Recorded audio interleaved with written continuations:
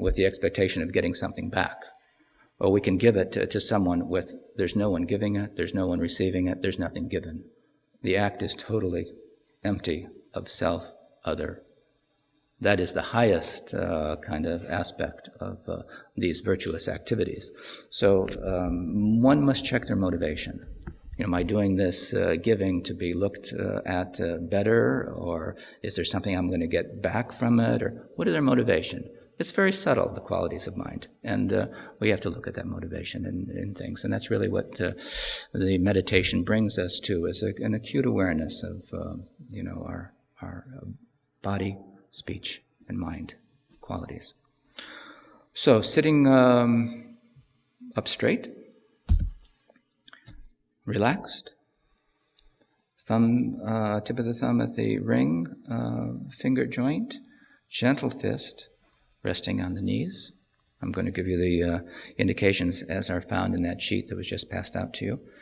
We're kind of clenching the anal sphincter, ureter sphincter, pulling up a little bit and then releasing and relaxing.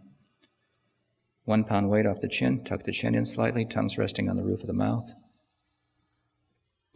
Eyes looking at a 45-degree angle down. Rinpoche, I think, in his says looking at a spot on the floor. You can look at a spot on the floor or look at an imaginary spot about 2 feet in front of you at about a 45-degree angle down. Relax your belly, bring your awareness to the breath. And again, just breathing in softly, gently.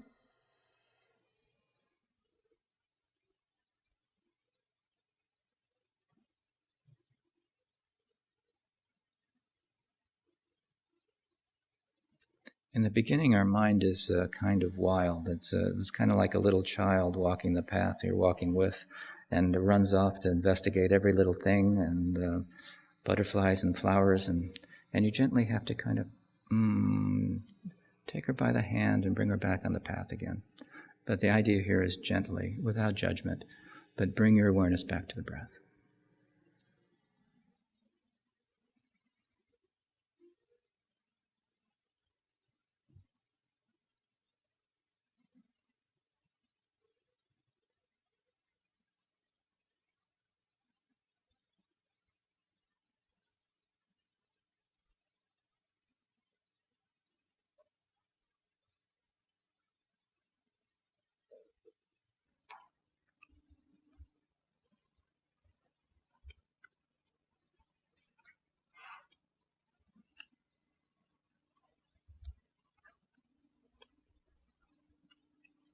First, we'll start with the holding of the hands.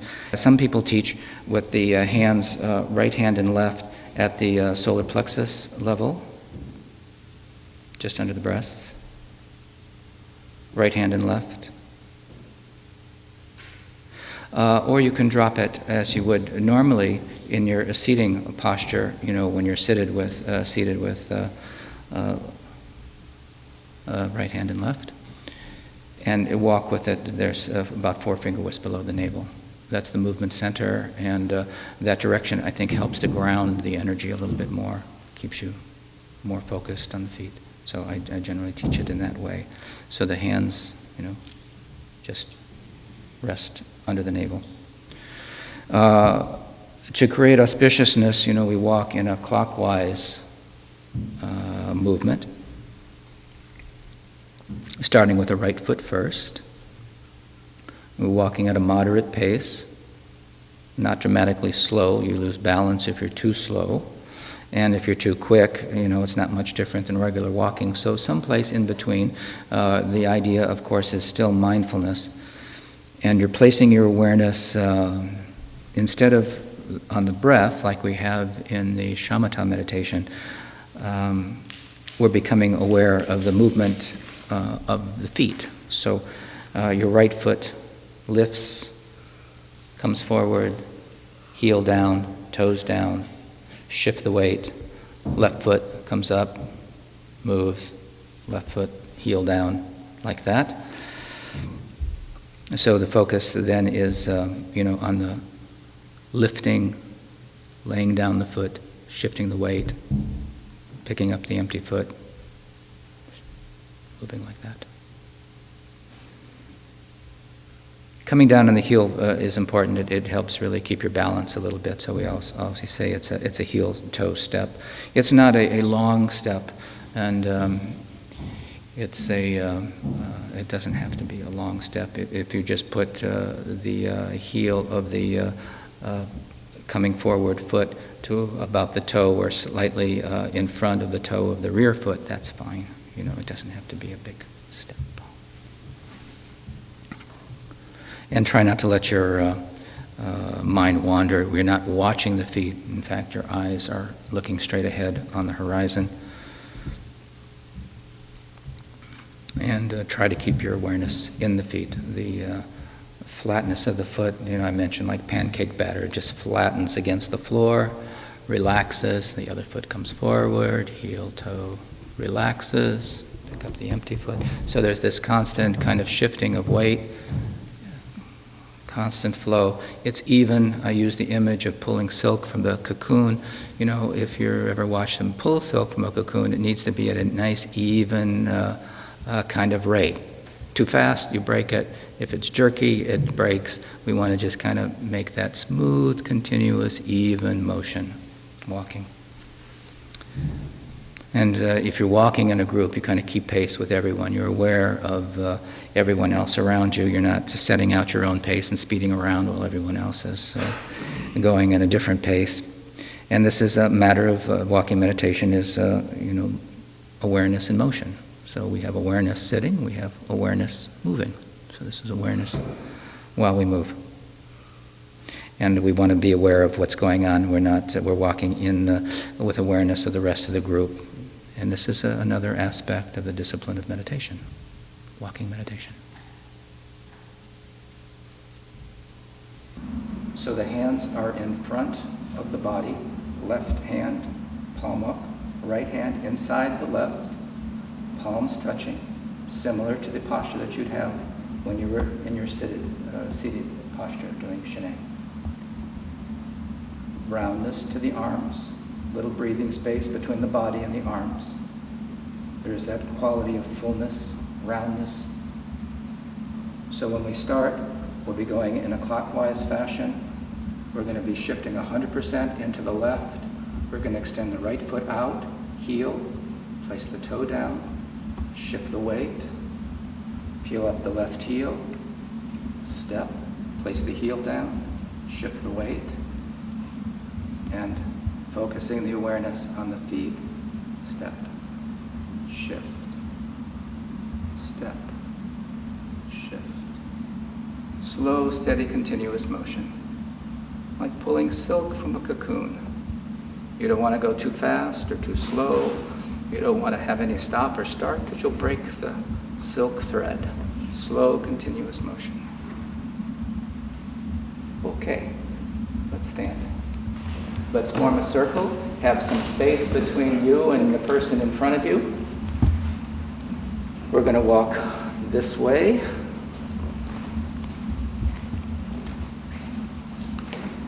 So begin by placing the hands underneath the navel, walking this. Shift your weight into your left leg.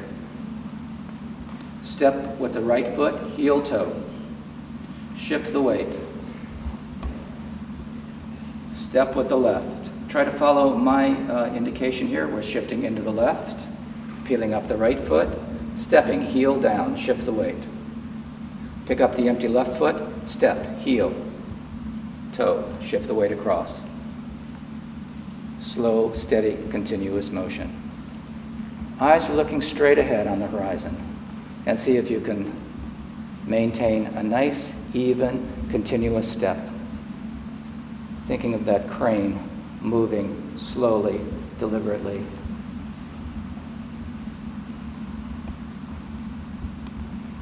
Continue your motion, continue your movement. A little bit quicker, a little bit faster. There should be no stop or start, so make sure you're continuously moving so that there's no pause.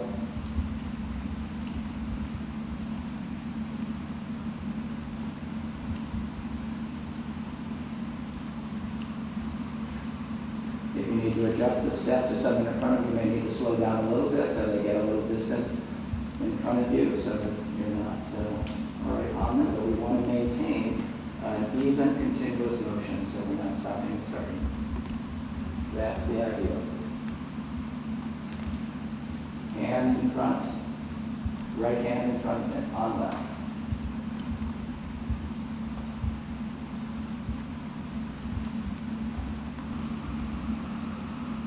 Feel the step, the shifting of the weight, peeling up the empty foot, laying it down, heel toe, shifting the weight across, flattening out against the floor. Put your awareness in your feet.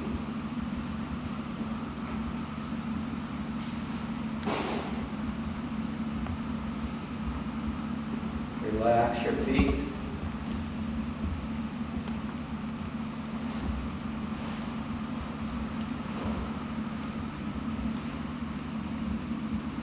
Relax your breathing. Relax your shoulders.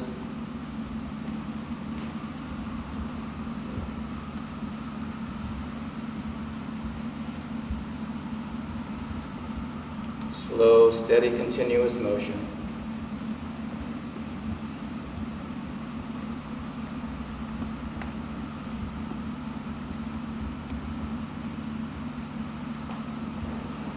Eyes looking straight ahead.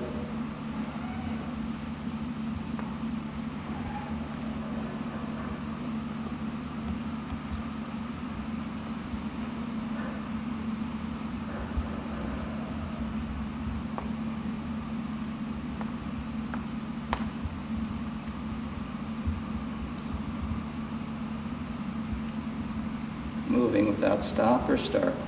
Slow, steady, continuous motion.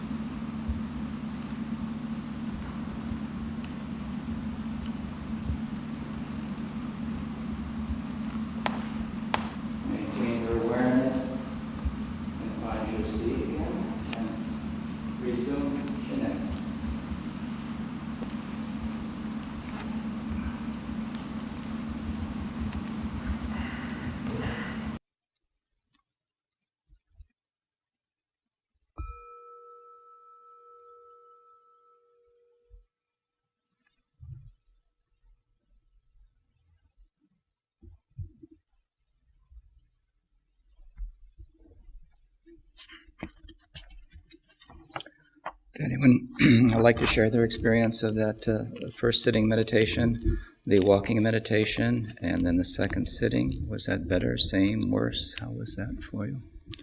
Anyone care to comment? I was wondering if you could talk a little bit about what to do with pain. Pain. Because I was breathing into pain in my back, and then finding that I'm more distracted by the pain and the breath into that place than just my breath. And I'm struggling with that. How did that start right off of the first meditation and after the walking, or was there a particular place that seemed to make it better or worse? I feel pain in my back every time I sit. So it's often a distraction. And if I'm doing something like a mantra or something else that I'm a visualization, I can not notice it, but it's always there. But if I'm just doing breathing, which I think really brings me into my body of where I'm feeling it at my throat or my chest or my abdomen, then I just feel it in my back. So and you think you have pretty good posture, I mean, as far as your sitting posture goes. I should take a look at your posture and see that it's okay, and that you're not, putting more tension in your back, and make sure that the sitting posture is correct. How was it for you when you were walking? Still hurt? No, I mean, I feel an achiness just from having been just sitting. When you returned from the walking to the sitting, it just picked up where it left off? Yes. Okay. there may be structural things going on, so there may be, kind of a structural problem. So sitting in a chair may be the most beneficial thing to do rather than sitting cross-legged. But if your posture isn't correct, and we should check and see, that would make a difference, just the physical sitting posture. But if it becomes overwhelming and distracting, then it's better to sit in a chair. Or to get whatever necessary kind of treatment you need to get for your back. Because, we do have limitations. We do have these physical bodies, and they often don't do the things we want them to do. So, to the point that you can alleviate it, through treatment, great. But if that's a recurrent theme that really distracts you, then is sitting in a chair do the same thing, or does it make a difference? It depends on the chair and how I sit in the chair. Yeah. But, yeah, pretty much. Okay. Well, I wouldn't suggest laying down to practice, because there's one thing we know will happen if you do that. So make sure, do you do yoga or do some stretching or do some kinds of things to keep that lumbar and low back stretched out? Need a chest exercise. There's some things. See me before I leave, and we'll do some things to see if we can correct that. When I'm meditating, my mind is really busy. But then sometimes when it's calmer, I fall asleep. Just the opposite. And then I struggle with trying to stay awake. Right.